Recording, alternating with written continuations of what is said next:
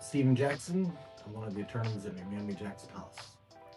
I'm T.J. Hollis. I'm his partner and attorney at McManamy Jackson and Hollis. What happens if a title issue is discovered?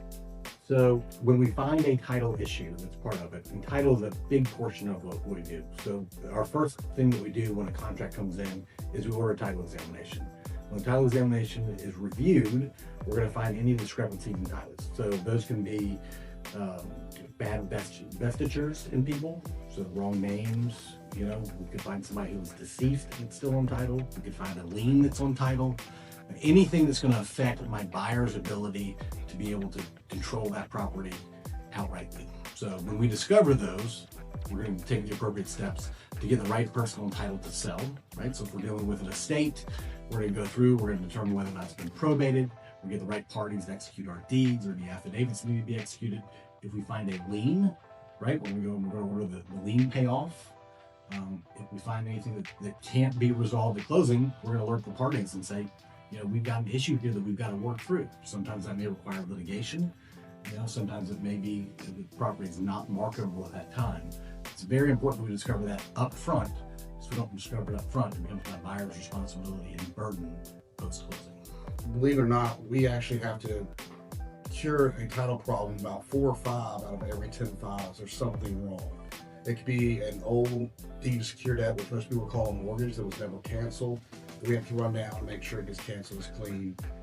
Names may be wrong. All the other things that we do, but a lot of times the parties don't even aware of it, because part of our job is not only to make sure that we convey marketable title, but there's not a problem in the future. We don't want anybody to have to come back or somebody else says, hey, this is a problem. So about 4 or 5 out of every 10, somebody in our office is taking corrective matters to make sure everybody's getting exactly what they think they're buying, and they never have a problem in the future. Why is title insurance so important? The title insurance is really imperative in our opinion. You're not going to borrow money without buying a lender's policy on behalf of a lender, and they won't lend you the money. The owner's policy is what protects the owner. And although we do a title search and we clear everything that we can see on record, there are a lot of things that are on record that can come up in the future that cause a problem. Things that have never been recorded, estates, heirs that may have a problem, they can file a lawsuit claiming and challenging your title to the property. The insurance not only steps in to defend your title, including paying extensive attorney's fees to litigate it out, in the off chance there ever is a failure of title, you're insured and your money comes back. Like I said, we highly, highly recommend it. As a matter of fact, we'll make you sign a bunch of waivers if you don't want it. That's how much we feel that is necessary. And quite frankly, I've never bought a piece of property without buying my own owner's policy, even though I've done all the title work for it myself, because there are things out there that are on record you cannot discover no matter how much due diligence you perform. There's always an inherent risk with buying real estate. So the title insurance policy protects things that could be discovered, which we're going to find those in a title examination, but it's also to cover things that are undiscoverable, right? So if you've got a seller that's committing fraud against you, right, you want an insurer that's in place that's going to protect your interest in anything that would ever arise. So the title insurance piece of it is imperative. How are closing costs calculated, and who pays the attorney? So the closing costs are dictated by the contract. Georgia contract typically states the buyer incurs all costs incurred by that buyer, which include his lender fees, his insurances, all his prepaid items, and those will be buyer fees. The seller typically pays all the things that are incurred by the seller, including clearance of title issues, any things that the contract provides the seller will pay, which sometimes are transfer fees, some HOA fees if not dictated by the contract, but also the commission. The commission is paid for by the seller. There are some fees that are set fees. So for instance, an appraisal fee is going to be a set fee. You know, the attorney's fee, it's a set fee. There are other items that are actually based on the value of the property or the loan that's being closed on. So if you have a mortgage and it's long-term, you're going to incur what's called a intangibles tax. That is determined a set number per 500 that's borrowed turns into a tax. It's paid. You know, typically if you're paying points or origination fees, or those are determined by your lender, typically based on value. Same thing with title insurance. It's going to be based on the amount of insurance that's being provided. How do you protect client funds? Great question. How do we protect clients' money? Which is the most important thing that we do, right? We're entrusted to hold everybody's money in escrow, right? So we use an IOLTA account. It's an interest and lawyer's trust account, which is where the funds are required to be sent, right? Before anybody sends us money, right? they've got to pull down our wiring instructions securely, right? The ways you can do that is we keep a secure portal, right, where we give you login information where you can go and pull those wiring instructions that come in. You can come by and get a copy of it. You know, we'll FedEx a copy to you if you need us to. But it's imperative that those instructions come to you securely, so that we don't have fraudsters sending you fraudulent information to send you the money. When the money gets here, we do daily reconciliations of our escrow account. So any money that's being held in trust by our law firm, it is being looked at every day to make sure that the money's in and the money's out are reconciled daily. So we want to know by the day where the money is in, where the money is out, so we can account for all of it properly. The fraud aspect of this whole equation has exponentially increased over the last decade. The sophistication of the fraud, the spoofing of emails, letterhead from not only law firms but lenders and agents. We spend a lot of time, effort, resources making sure people cannot get defrauded if they follow the instructions we give them. We will not give you an email. We will not fax you. There's only, as Steve said, we only let you get our wire instructions either through our secure portal, or we will physically get them to you. And no matter what, we always want you to call and verify through your agent and an independent number, because the frauds are everywhere. We pay for third-party independent reconciliation and audits, reconciled every day and audited monthly. So we make sure that every penny is where it's supposed to be, because again, we recognize, and it's a vital and cherished trust that we have. It's not our money, it's somebody else's money. So not all law firms do that. We take it very seriously, which is why we think we're the best choice for you to handle such a big deal in your life. What are the most common reasons closings get delayed? Closing delays, unfortunately, are not uncommon. Matter of fact, our Georgia Association of Realtors contract actually calls for an automatic extension that a party can invoke.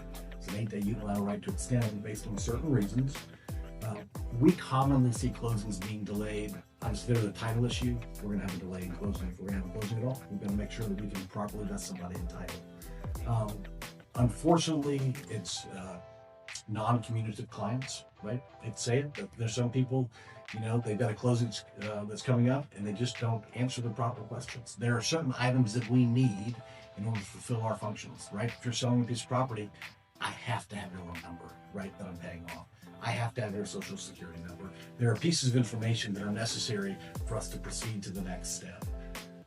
And then, you know, we've also got issues with, you know, properties not being properly ready to close, right? Sellers moving out at midnight the day before closing, and they just don't get everything out. So, you know, those are reasons that we get delays. One, technical issues, right? We aren't ready to actually close because, you know, there's a title issue or something's not ready. Others are, you know, just the closing timeline folks aren't meeting. Well, you know, the closing process is different for every single file. There's a lot of different variables in the equation. Some people live in a town, some people are out of town. So you've got a lot of logistics issues that sometimes things go wrong. But what we do is make sure that everybody's being communicated with up front. If there's a title issue, we'll go very early. If there is some logistics issues, mail outs, powers of attorney, we do everything we can to make sure we maintain the timing of the contract to close on time. But there is a lot of variables, and look, it's Murphy's Law, life is happening. But what we can do is just communicate well. And I always say, I don't care who dropped the ball, we're just gonna pick it up and run with it and get this thing closed. And that's the best that we can do.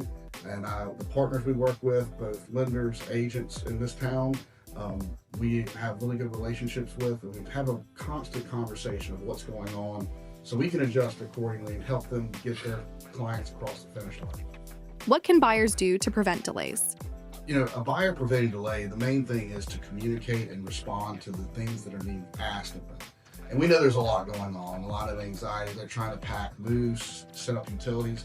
But when they get inquiries from their lender, their agent, and from us, the prompt response may seem not a big deal, but every day that goes by that we don't have information, or lender doesn't have information, could cause a delay in the closing, because there's a critical path of things that have to happen in order to get to the closing table. So for a buyer, promptly responding to all information requests from both their lender, their agent, and from us is critical. And for a seller, the same. As Steve mentioned, we need the payoff. We can't just call a national lender and say, give me John Smith's payoff. We're going to need his name, his loan number, and most likely some other personal information before they'll release it to us, including maybe a signed document allowing them to release that information. That could be a 1 or 2 day turnaround. So the quicker we get it, the quicker we can get that information and prepare to close. So in short, communication is key to get things closed. To avoid a delay on the buyer side, it's money, right? Georgia's a wet funding state, so we don't have a closing and then wait several days or a week for everything to come back. The day you close, Georgia's a wet funding state. I always like to say it's a wet funding state because we fund while the ink is still wet on the paper.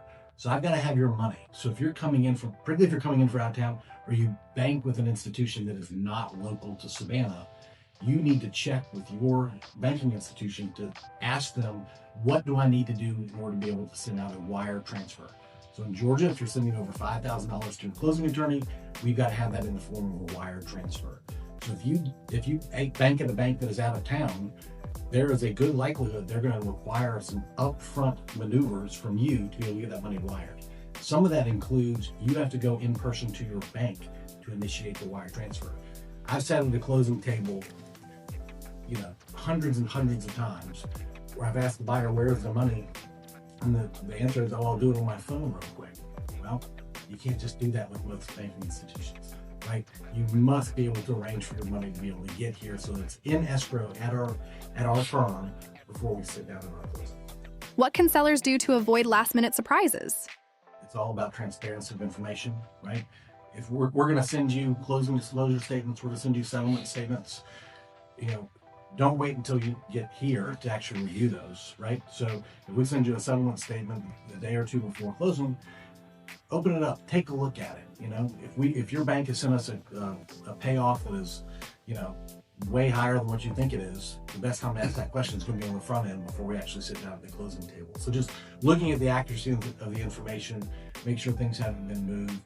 If there are charges that are going to incur that nobody's relayed to us, right? We need to get those in. So for instance, we'll have invoices that come in, right? They've had to have some sort of repair done, and the lender is requiring us to be able to show them proof that that's been paid. Well, we're going to need to see that information ahead of time. What happens if someone cannot attend a closing? In Georgia, you have a couple of choices. One, attend in person, which is preferred and the best experience for you. 2, you can appoint a power of attorney, which could be a friend, somebody locally. There are other people that we have to help you to sign on your behalf. You'll have a chance to review all the documents, but they will actually physically sign here at our office when it's time to close. The third and the least favorable would be a mail out to the buyer. It's very difficult because of Georgia's rules for attorney supervised closing, and as well as attorney be present as in part of the process. So if you're going to do a mail out to a buyer, we need to know way in advance, because you're going to be signing documents most likely at a title insurance company or with a approved title insurance provider, which in some places are not available. So if we know that up front, we can pivot to the way that is most logistical and economical for you to close. But that needs to be known very early, i.e. instantly, because if you live somewhere or you're not near somebody that we can have this be mailed out on, it's going to cause a problem. Documents executed in our presence at the office is always the best route to take. So that's either you in person or it's through a power of attorney that you've appointed. And we can get that power of attorney executed well in advance of closing.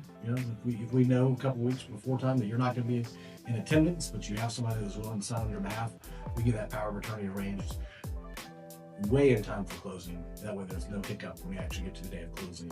Where are our documents?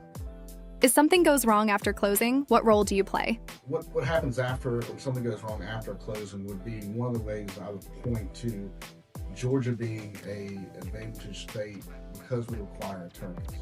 Because attorneys involved, our names are on the top of the documents. So we're here and responsive, as opposed to some states where title companies, they may not have an office, they may not have someone to answer, but because we're here, we're found. Usually if there is something needed post-closing, If there is extra action, we're here and we're motivated to fix it. Because again, once our name's on top of the deed, our reputation's on the line. So we're responsive and we will make sure whatever may happen, we can fix. Whereas a lot of places that doesn't happen all the time. And well, that's kind of what sets us apart from a lot of other attorneys in the state, because we do not just stick our head in the sand. If there's something that needs to be addressed and fixed, we communicate, we take action, and we get it fixed, because our job is to make sure that you end up with a property that you want without any clouds on title and there's no problems, and that's what we do.